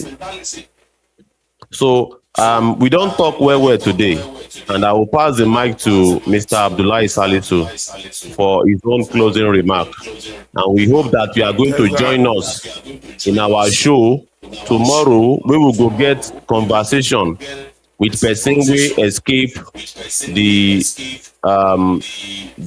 Pake way bandit Pakeam, where they demand for ransom and many other things. Hold on, Iboko.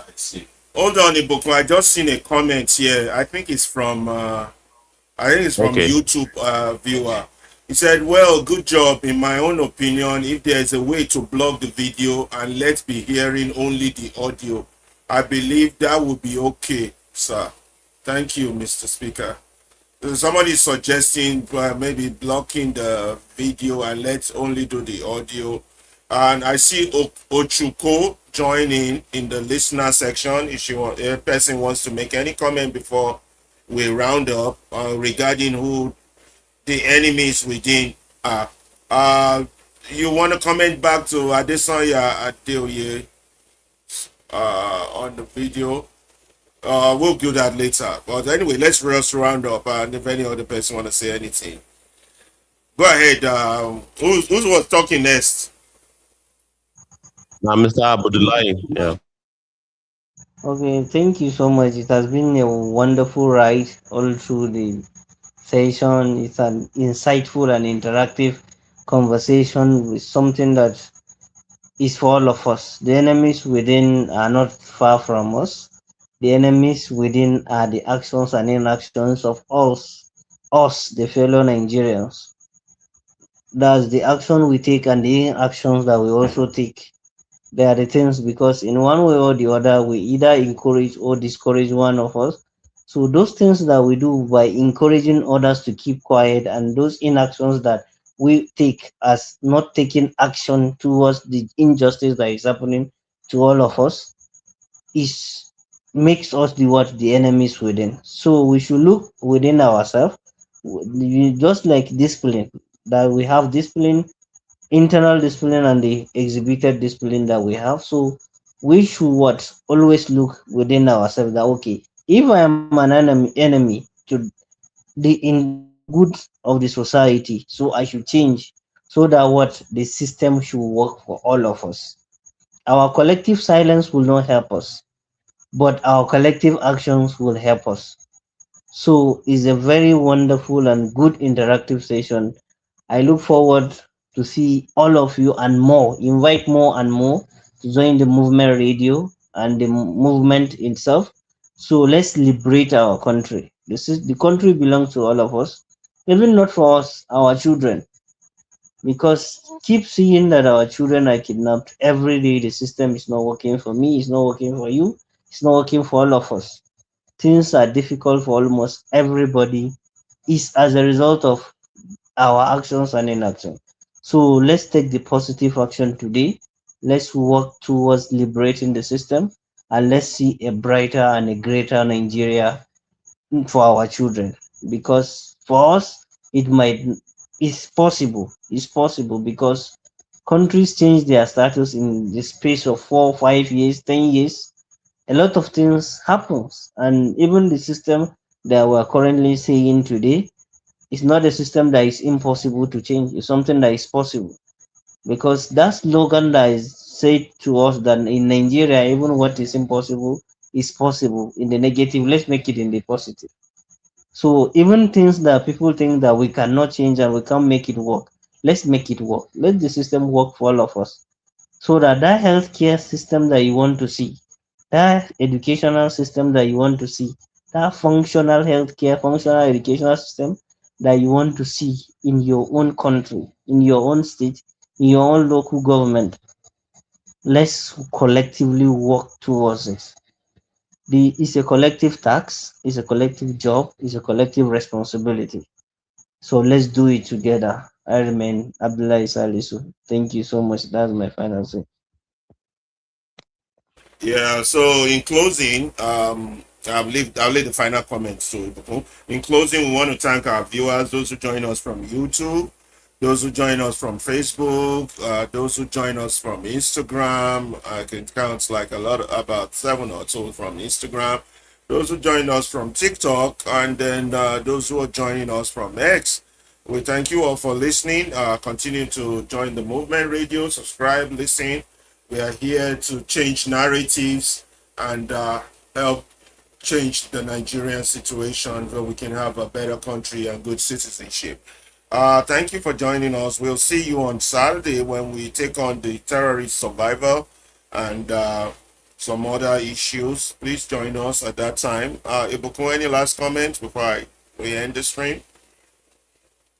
Yes, my last comment will be Saturday will be explosive. Do not miss it for anything. Set your reminders, and of course, we will also remind you as the time draws closer, so that you will not miss any of the juicy talking points on Saturday. Thank you so very much, and we look forward to having all of you join us. Please tell someone to tell someone to tell someone about the Movement Radio.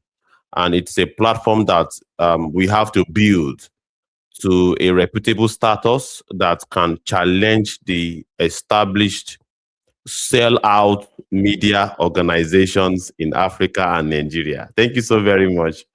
Have a nice day and enjoy the rest of your week.